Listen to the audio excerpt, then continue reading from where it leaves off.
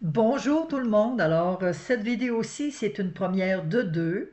Alors, comme j'avais parlé la semaine passée, eh bien, aujourd'hui, on va parler des alliances. On va faire une introduction aux alliances de Dieu. Et c'est important de comprendre les alliances et c'est important de ne pas faire alliance avec n'importe qui. Très important. Donc, la Bible, l'Ancien et le Nouveau Testament contient des promesses, contient des alliances. Et la Bible, c'est une alliance envers le peuple de Dieu.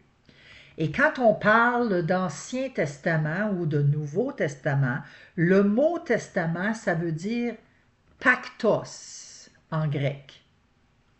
Et le mot pactos, ça veut dire alliance, promesse. C'est ce qu'on a ici dans ce merveilleux livre qu'est la Bible. Alors, on va aller voir Psaume 89. Le psaume 89 est le verset 3, 4. J'y arrive, découragez-vous pas. Psaume 89, verset 3, 4. Car je dis, la bonté a des fondements éternels. Tu établis ta fidélité dans les cieux. J'ai fait alliance avec mon élu. Voici ce que j'ai juré à David, mon serviteur. Alors, si on est des serviteurs de Dieu, qu'on est considérés comme des enfants de Dieu, on est des élus. Et ici, Dieu a fait alliance avec mon élu. Il le dit, j'ai fait alliance avec mon élu. C'est valable encore pour nous aujourd'hui parce que nous sommes maintenant en Christ. Nous sommes en Dieu. Et sa parole, elle est vérité. Elle est pour nous. Elle est oui et amen. Donc, c'est un testament. C'est une alliance. C'est une promesse que Dieu nous fait. D'un couvert à l'autre, ça s'adresse à nous encore aujourd'hui. Donc, car je dis la bonté a des fondements éternels, c'est éternel. Ses alliances et ses promesses sont éternelles. Tu établis ta fidélité dans les cieux. J'ai fait alliance avec mon élu. Voici ce que j'ai juré à David, mais ici tu peux mettre ton nom. Voici ce que j'ai juré à Chantal, ma servante. Donc ici tu peux mettre ton nom. Si on lit le verset 5, j'affermirai ta postérité pour toujours et j'établirai ton trône à perpétuité. Donc, notre trône est affermi. Notre trône, c'est qui? C'est Jésus-Christ. Et à perpétuité, notre postérité. Notre postérité, c'est tous les gens qui acceptent Jésus-Christ. C'est ça la postérité. On engendre des fils et des filles spirituels. C'est la postérité. Donc, Dieu a fait alliance avec son élu, son serviteur, son peuple. On fait partie du peuple de Dieu. Adam, Noé, Abraham, le peuple d'Israël, le peuple choisi de Dieu. Alors nous, on fait partie de cette alliance-là. Nous aussi. Dans l'ancienne alliance, si on va voir Exode 19, et on va lire le verset 4 à 6. Exode 19, verset 4 à 6. Vous avez vu ce que j'ai fait à l'Égypte et comment je vous ai porté sur des ailes d'aigle et amené vers moi. Maintenant, si vous écoutez ma voix, il parle à nous encore aujourd'hui, et si vous gardez mon alliance, vous m'appartiendrez entre tous les peuples, car toute la terre est à moi. Et vous serez pour moi un royaume de sacrificateurs et une nation sainte. Voilà les paroles que tu diras aux enfants d'Israël. Alors les paroles aux enfants d'Israël, ça s'adresse à nous aussi. Qu'est-ce qu'on doit faire? C'est qu'on doit garder. On doit garder sa parole. Si vous gardez mon alliance, si vous écoutez ma voix, garder l'alliance, c'est garder Jésus-Christ au jour d'aujourd'hui. Rappelez-vous, je vous en ai parlé, que ceux qui sont en Jésus-Christ, que ceux qui vont garder l'alliance, qui vont garder la parole, non seulement la garder, qui vont la méditer, qui vont l'avoir inscrit à l'esprit et dans le cœur. Quand c'est rendu dans le cœur, c'est que mettre la parole en pratique. Excusez. On va regarder Exode un petit peu plus loin, le chapitre 24, versets 5 à 8. Ah, le verset 5 commence en bas ici. Il envoya des jeunes hommes, enfants d'Israël, pour offrir à l'Éternel des holocaustes et immoler des taureaux en sacrifice d'action de grâce. Moïse prit la moitié du sang qu'il mit dans des bassins et il répandit l'autre moitié sur l'autel. Jusqu'à 8, oui. Donc, il prit le livre de l'Alliance et le lut en présence du peuple. Ils dirent, « Nous ferons tout ce que l'Éternel a dit, et nous obéirons. » Moïse prit le sang et il le répandit sur le peuple, en disant, « Voici le sang de l'Alliance que l'Éternel a fait avec vous selon toutes ses paroles. » Et là, ici, c'est l'ombre des choses à venir qui annonce le sang de Jésus-Christ qui a été répandu à la croix. L'Éternel a répondu en disant à son peuple, « Voici le sang de l'alliance que l'Éternel a faite avec vous selon toutes ses paroles. » Selon toutes ses paroles. La parole de Dieu, c'est une alliance. Donc le sang, lorsque l'alliance a été faite dans Exode, c'est qui a été impliqué dans ça? C'est le peuple. Et ça se passait entre qui? Entre Dieu et les Israélites, le peuple de Dieu. C'est entre eux autres que ça se passait. Et c'était quoi les conditions? Parce qu'il y a des conditions là. Et c'est encore pareil aujourd'hui. Oui, il n'y a plus de condamnation, le salut a été fait une fois pour toutes. Mais il y a quand même des conditions. Dans l'Ancien Testament, rappelez-vous, c'est l'ombre des choses à venir. Et le Nouveau Testament, c'est l'accomplissement de l'Ancien Testament. Tout ce qui a été annoncé dans l'Ancien Testament, ben dans le Nouveau Testament, c'est l'accomplissement. Parce que Jésus lui-même le dit. Moi, là, je ne suis pas venu abolir la loi, là. Ce qui a été fait là, dans l'Ancien Testament, je ne suis pas venu abolir ça. Je suis venu l'accomplir. Alors, si vous gardez mon alliance, vous serez pour moi un royaume de sacrificateurs. Si vous gardez. Encore ici, si vous obéissez. l'obéissance. Depuis le début, j'en parle, c'est l'obéissance. Et quand on n'obéit pas, tous les péchés rentrent. Parce que ce que Dieu demande, c'est l'obéissance. Quand on obéit, il n'y a pas de péchés qui peuvent rentrer parce qu'on obéit. Donc, si vous obéissez pleinement, vous serez mon trésor, une nation sainte. C'est pas compliqué à comprendre.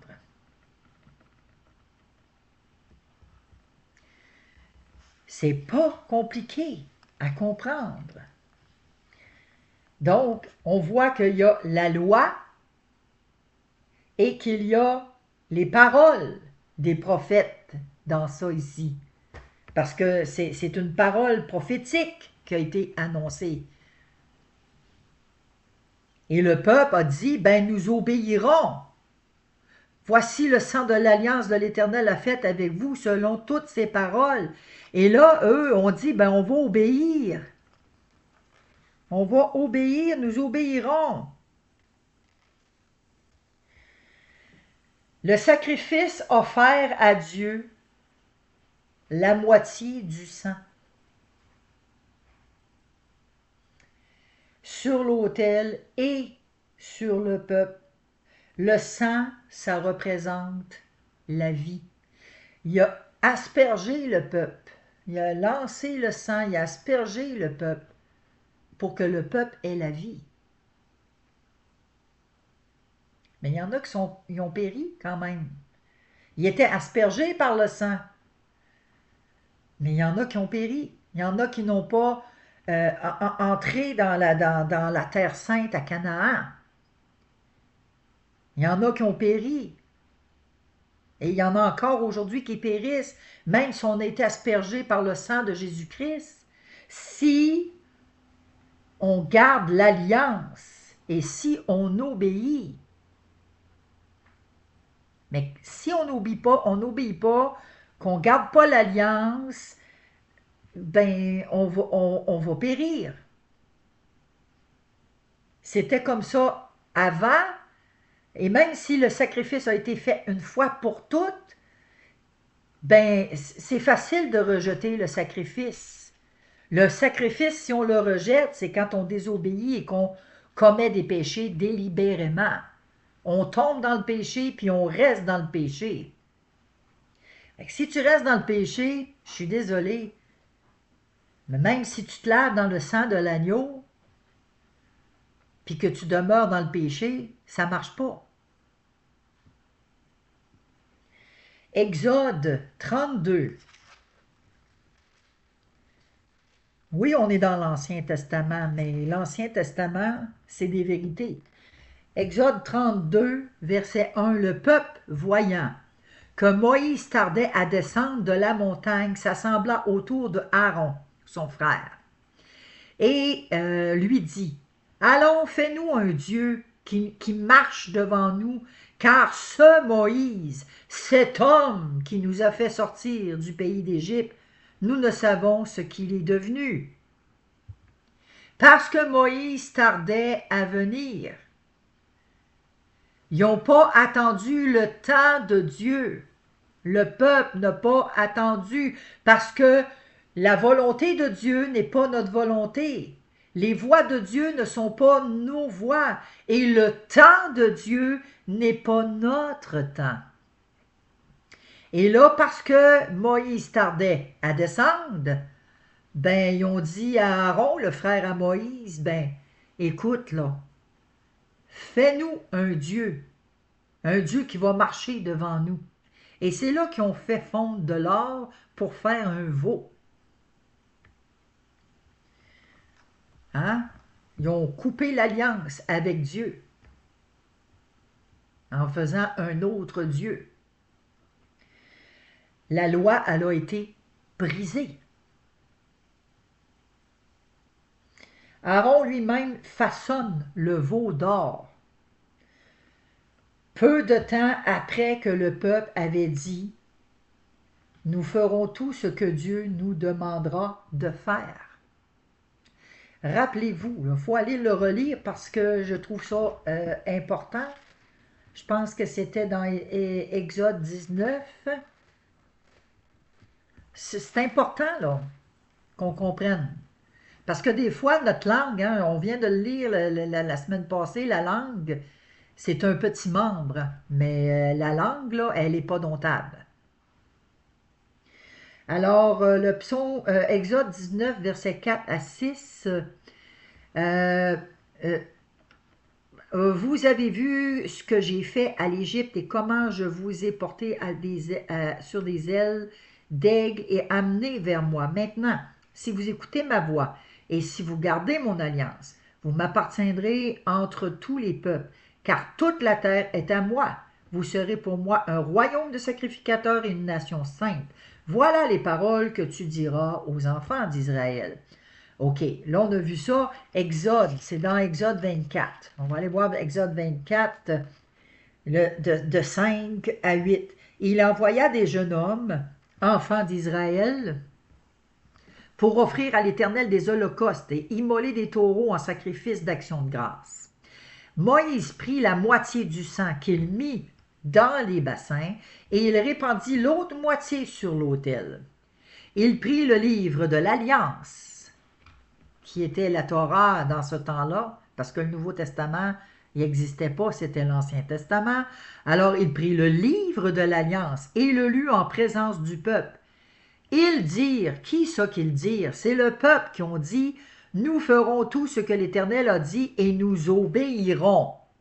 Et là, ici, Exode 32, le peuple, voyant que Moïse tardait à descendre, demande à Aaron de faire un Dieu qui marche devant eux.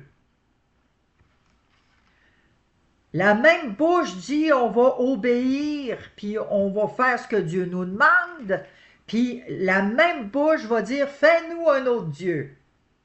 On est pareil. On est pareil encore aujourd'hui en 2025. La bouche, la langue, elle est trompeuse. Donc, Romains 1, pas Romains, un roi. On va aller voir un roi 11. Donc, la langue, elle est tortueuse. Elle a des paroles de vie, puis elle a des paroles de mort, la langue. Un roi 11, de 1 à 6. Le roi Salomon aima beaucoup de femmes étrangères, outre la fille de Pharaon, des Moabites, des Ammonites, des Édomites, des Sidoniennes, des Étiennes, appartenant aux nations dont l'Éternel avait dit aux enfants d'Israël, « Vous n'irez point chez elles, et elles ne viendront point chez vous. Elles tourneraient certainement vos cœurs du côté de leur Dieu. » Ce fut à ces nations que s'attacha Salomon, entraîné par quoi? Par l'amour. Il eut 700 princesses pour femmes et 300 concubines. Voir s'il y en avait tant de besoin que ça. Hein? Et ces femmes détournèrent son cœur. À l'époque de la vieillesse de Salomon, ces femmes inclinèrent son cœur vers d'autres dieux. Et son cœur ne fut point tout entier à l'Éternel. Rappelez-vous, tu aimeras ton Dieu de tout ton cœur, de toute ton âme, de toute ta force, de toute ta pensée. Ici, et son cœur ne fut point tout entier à l'Éternel son Dieu, comme l'avait été le cœur de David son père. Salomon alla après Astarté, divinité des Sidoniens, et après Milcom, l'abomination des Ammonites. Et Salomon fit ce qui est mal aux yeux de l'Éternel, et il ne suivit point pleinement l'Éternel. Il ne suivit point pleinement l'Éternel, comme David son père. Et c'est la même chose pour nous, et je m'inclus là-dedans parce que moi je ne suis pas parfaite. Alors, ça nous inclut. C'est la même condition, c'est la condition de l'homme. Notre cœur n'est pas entier à l'Éternel. et on ne suit pas pleinement l'Éternel. Salomon a adoré d'autres dieux et des idoles.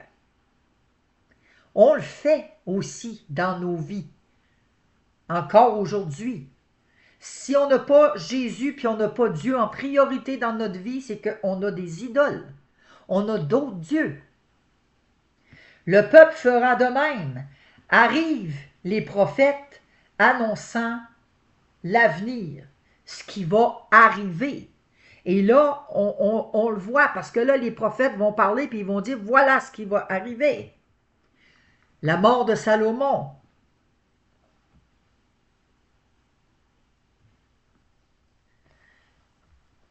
On voit qu'est-ce qui se passe. C'est des avertissements. Et Dieu nous avertit encore aujourd'hui, nous sommes avertis. Dieu l'a dit, je vous annonce ces choses afin que lorsque ces choses arriveront, vous y croyez. Zacharie. Ça, c'est un livre qu'on ne va pas lire souvent, Zacharie, ça. On y va tellement pas souvent que je ne sais pas à quelle place qu'il est dans la parole de Dieu. Tellement. Donc, Abdas, Zacharie, voilà, il est ici. Bon. Ça fait que je ne vais pas souvent dans Zacharie, là. On va aller voir Zacharie 7, le verset 11 à 13. Mais ils refusèrent d'être attentifs. Qui ça? Le peuple encore. Ils refusèrent d'être attentifs. Ils eurent l'épaule rebelle. Et ils endurcirent leurs oreilles pour ne pas entendre. Ils rendirent leur cœur dur comme le diamant pour ne pas écouter la loi et les paroles que l'Éternel des armées leur adressait par son esprit, par les premiers prophètes. Ainsi l'Éternel des armées s'enflamma d'une grande colère. Quand il appelait, ils n'ont pas écouté. Quand Dieu appelait, le peuple n'a pas écouté. Aussi, n'ai-je pas écouté quand ils ont appelé, dit l'Éternel des armées. Le peuple refusa d'écouter. Intentionnellement, ils ont choisi de tourner le dos à la loi et les paroles des prophètes. Et Dieu, à son tour, n'a pas écouté. Alors, intentionnellement, aujourd'hui, si on demeure dans le péché, Dieu ne nous écoute pas. Dieu va se détourner parce que Dieu n'aime pas le péché. Luc 24, 44.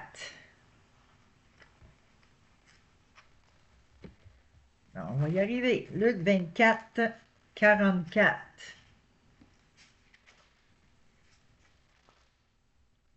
Puis il leur dit, qui ça? Jésus leur dit, c'est là ce que je vous disais lorsque j'étais encore avec vous, qu'il fallait que s'accomplisse tout ce qui a été écrit de moi dans la loi de Moïse, dans les prophètes et dans les psaumes. La loi de Moïse, les prophètes, les psaumes, tout ce qui est écrit au sujet de Jésus a été annoncé. La promesse de Dieu était écrite dans l'Ancien Testament qui est l'ombre des choses à venir.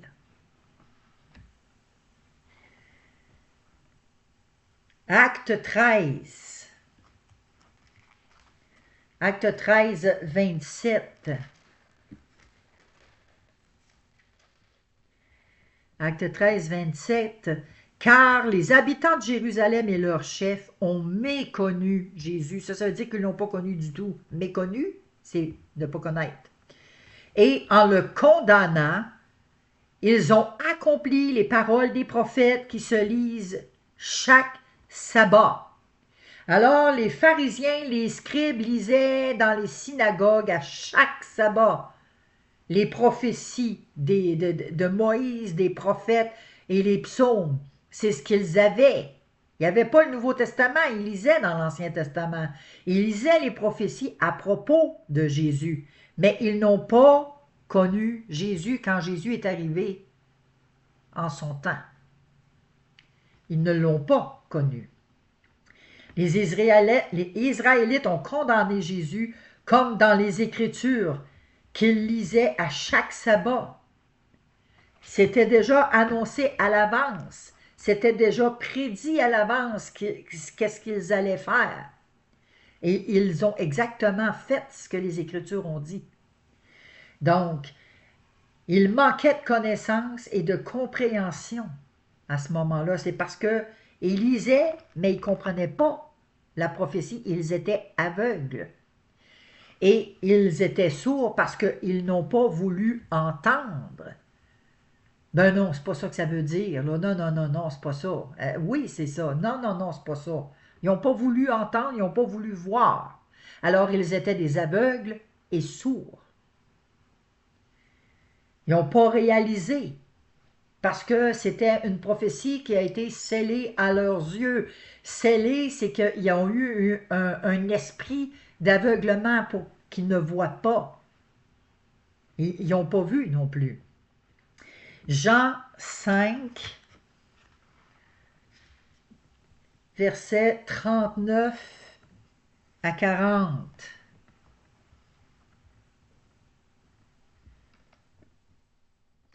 Vous sondez les Écritures, ça c'est Jésus qui le dit là. Il parle à nous là.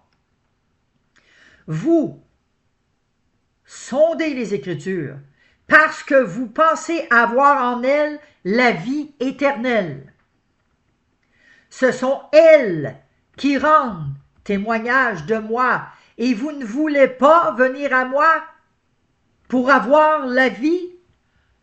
Vous sondez les Écritures, mais vous ne voulez pas venir à moi, vous ne voulez pas reconnaître.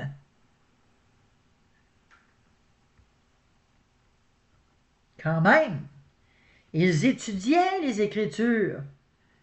Comme il y en a encore aujourd'hui qui étudient les Écritures. Il y en a. Mais ils ne comprenaient pas, comme il y en a qui ne comprennent pas encore aujourd'hui. Et s'ils ont rompu l'alliance, ils ne reçoivent pas l'alliance et ses promesses. Donc, ils ont rompu l'alliance. Ils ne l'ont pas accepté, ils n'ont pas reconnu. Donc, ils ne peuvent pas avoir l'alliance et ses promesses.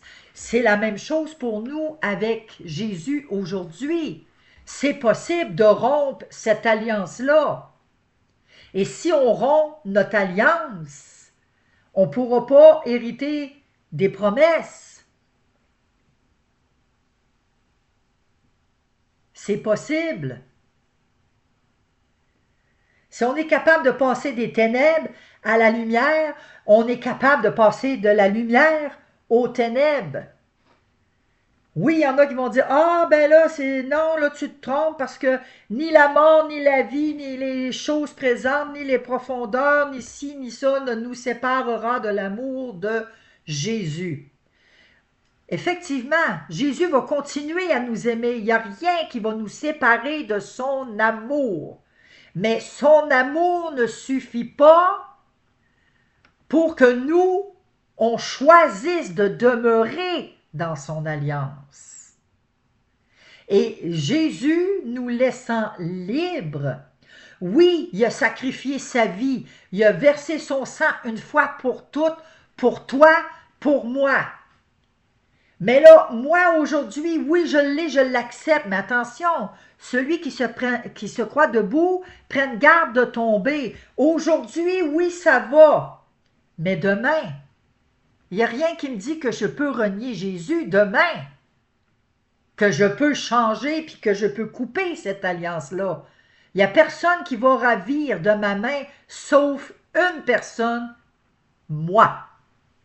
Nous-mêmes, on peut se sortir de la main de Dieu en refusant ce que Jésus a fait pour nous à la croix. Et c'est possible de le faire. Donc, qu'on fasse attention, qu'on prenne garde de tomber, parce que, regardez Paul, Pierre, tu n'iras pas à la croix, non, puis moi je vais te suivre, puis je vais mourir avec toi, puis je vais te suivre. Jésus a dit, cette nuit même, tu vas me renier 3 fois avant que le coq chante. Donc, on peut avoir notre assurance aujourd'hui, mais que demain, ça va être autre chose. Dans 10 minutes, ça va être autre chose. Attention. Attention. Il faut faire attention. Parce que effectivement, l'ennemi, là, il peut nous attraper. Hein? Il peut nous leurrer, il peut mettre toutes sortes de pièges pour nous attraper. Donc, ici, on a dit, bon, ils étudiaient les Écritures, mais ils ne comprenaient pas et ils ont rompu l'alliance. Jean 12. Jean 12, 42, 43. Cependant, même parmi les chefs, plusieurs crurent en lui. Mais à cause des pharisiens, ils n'en faisaient pas l'aveu, dans la crainte d'être exclus de la synagogue. Car ils aimèrent la gloire des hommes plus que la gloire de Dieu. Ils ne voulaient pas perdre la face devant les autres. Ils ne voulaient pas perdre leur position devant les autres. Hein, ils étaient en position, là. Il y avait un titre, ils ne voulaient pas perdre leur titre. Aujourd'hui, on en voit qui se nomment apôtres, sont ministres, sont apôtres, bon, nommez-en, là. Hey, il y en a beaucoup, là, qui ne veulent pas perdre leur titre. C'est encore pareil aujourd'hui. Et là, ici, ils ne voulaient pas perdre la face devant les autres. Ils préféraient la loi des hommes. Ils préféraient plutôt se pavaner, garder leur rang, garder leur position, plutôt que celle de Dieu. Parce que celui qui s'élève, là, Dieu va l'abaisser. Mais celui qui va s'abaisser, Dieu va l'élever. Alors, il y en a une méchante gang qui veulent garder leur élévation. Ils vont prendre une méchante barque, ça je peux vous le dire. Une barque, une débarque. Donc, ils avaient peur des hommes plus que Dieu. Hébreux 8.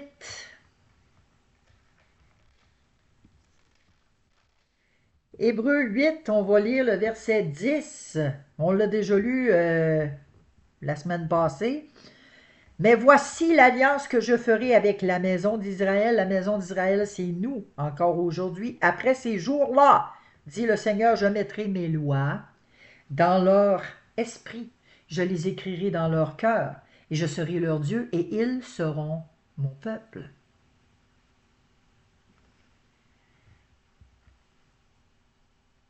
Quand est-ce? Ça, c'est Jésus à son premier avènement, quand il est venu, c'est ce qu'il a dit. Et où ça s'est passé? Dans la maison d'Israël. Dieu a donné les instructions, il a écrit la loi. Je ferai, voici l'alliance que je ferai, je vais mettre ma loi dans leur esprit.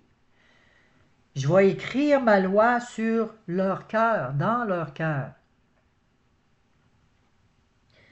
Donc, on voit beaucoup de Juifs aujourd'hui qui ont comme un petit carré ici, là, puis avec de quoi autour du bras, puis là, ça se balance, puis parce que là, ils apprennent par cœur. Ils apprennent par cœur les lois de l'Éternel. Mais est-ce qu'ils s'y conforment? Savoir une chose et s'y conformer, C'est deux. C'est deux. Romains 2. On va aller voir Romains 2. Et le chapitre 20, le verset, Romains chapitre 2, verset 28-29. Le juif, ce n'est pas celui qui en a les... le juif, ce n'est pas celui qui en a les dehors. Et la circoncision n'est pas celle qui est visible dans la chair. Donc, le juif n'est pas celui qui en a les dehors, l'apparence, là, comme je viens de vous nommer. La circoncision, c'est enlever la peau du prépuce, là. Ce n'est pas celle qui est visible à la chair.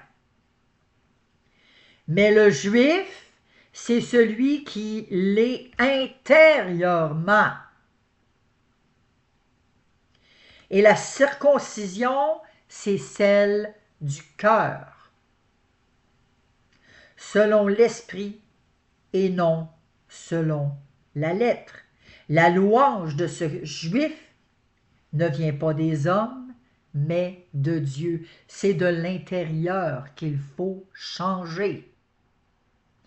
Donc, les gens vont se fier à l'extérieur, à l'apparence, mais Dieu regarde au cœur. Et c'est au cœur qu'on doit changer. La bouche parle de l'abondance du cœur. Donc, si on a de l'amertume, de la colère, de la rancune, de la jalousie, qu'on a de l'animosité, qu'on a de la calomnie, qu'on a plein de mauvaises choses, dans notre cœur, ça va sortir par notre bouche. Donc, les Juifs sont ceux qui sont circoncis du cœur, qui sont intérieurement spirituels. Parce que spirituellement, c'est une guerre spirituelle. Jean 1, verset 12-13.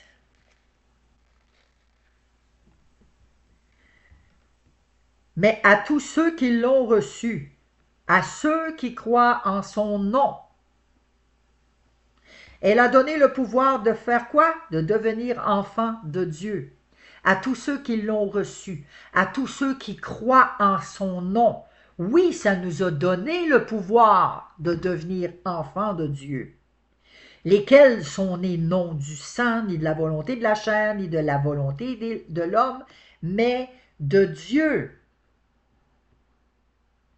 On est né de Dieu. On est né par la volonté de Dieu. On devient enfant de Dieu.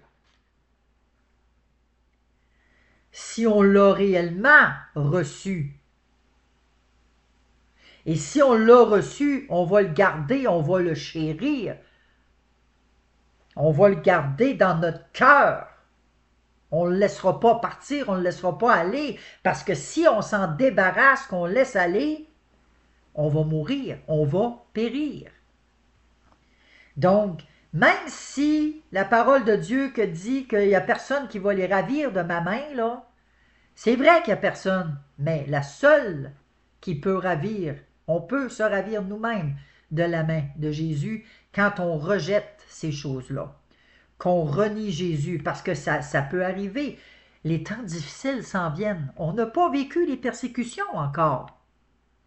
On n'a pas vécu les persécutions encore. Il y en a combien qui vont rester debout? Seigneur Jésus le dit, trouverai-je encore la foi quand je vais revenir sur terre? Ah ah! Voilà une bonne question. C'est pour ça qu'on doit se préparer, là.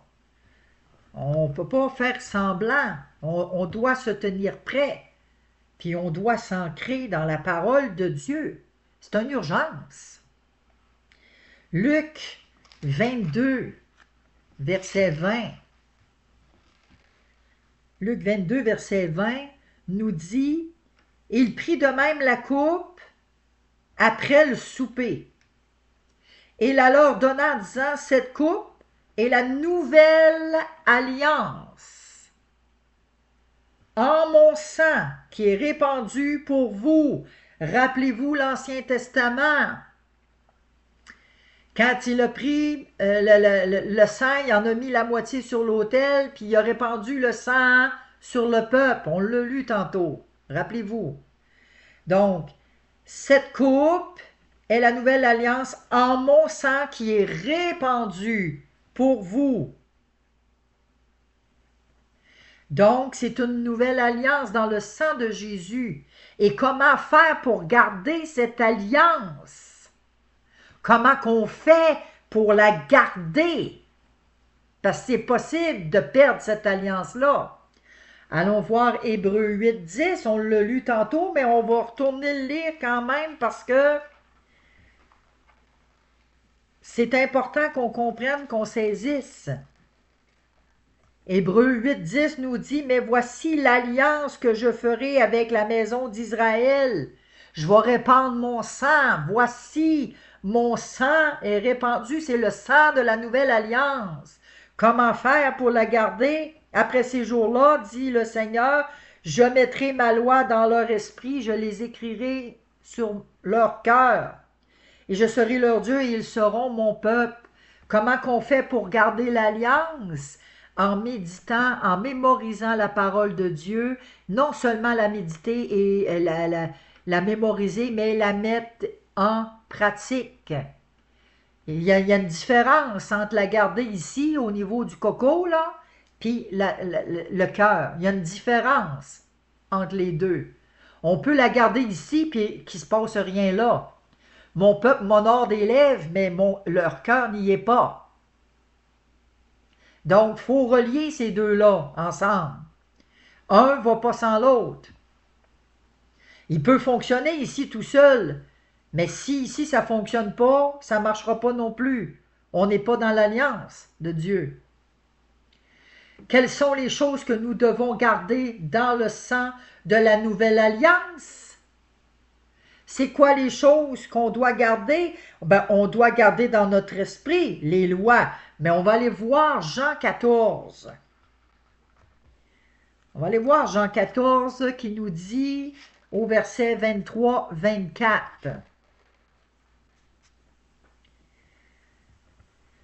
Jésus leur répondit, « Si quelqu'un m'aime, » tu dis que tu aimes Jésus, toi? OK. « Si quelqu'un m'aime, il gardera ma parole. » Il la gardera ici et là. Et mon Père l'aimera. Nous viendrons, mon Père et moi, Jésus. Nous viendrons à lui et nous ferons notre demeure chez lui. 24. Celui qui ne m'aime pas ne garde point mes paroles. Et la parole que vous entendez n'est pas de moi, mais du Père qui m'a envoyé. Donc, quand on dit « Ah, ben j'ai de la misère à mémoriser », oui, on a de la difficulté à mémoriser.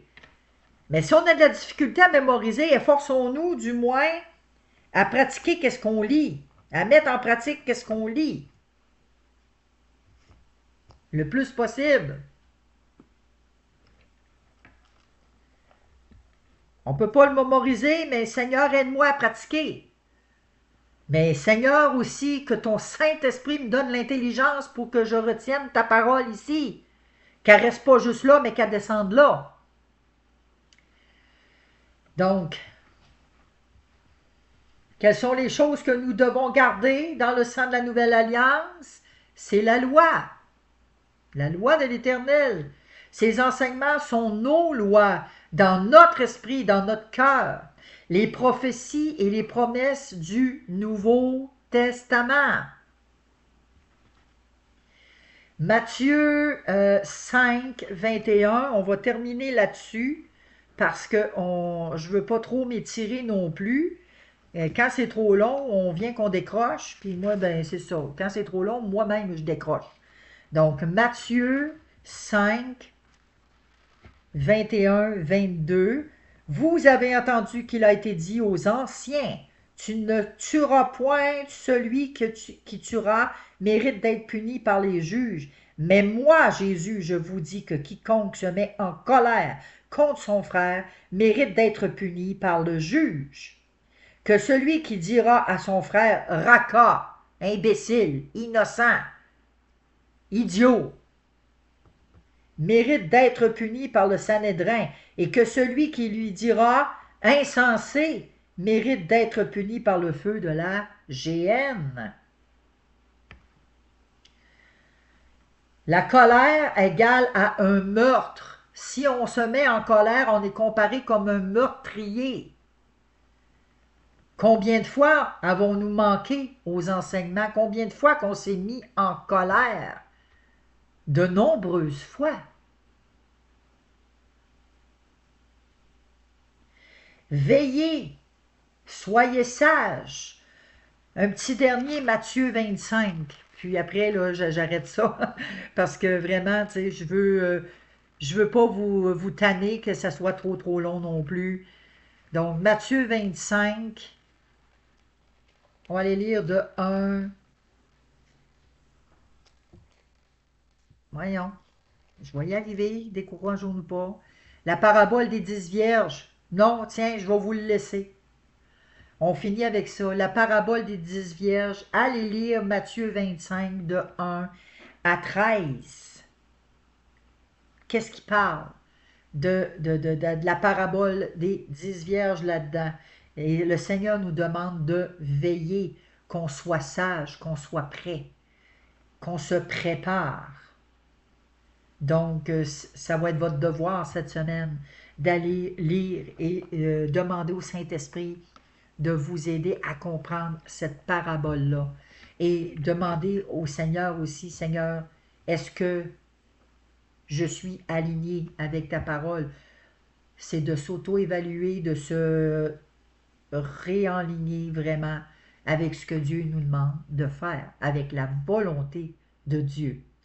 Sur ce, ben, je vous le souhaite une bonne semaine, bonne méditation sur Matthieu 25 qui parle de la parabole des 10 vierges et on se retrouve la semaine prochaine. Soyez bénis.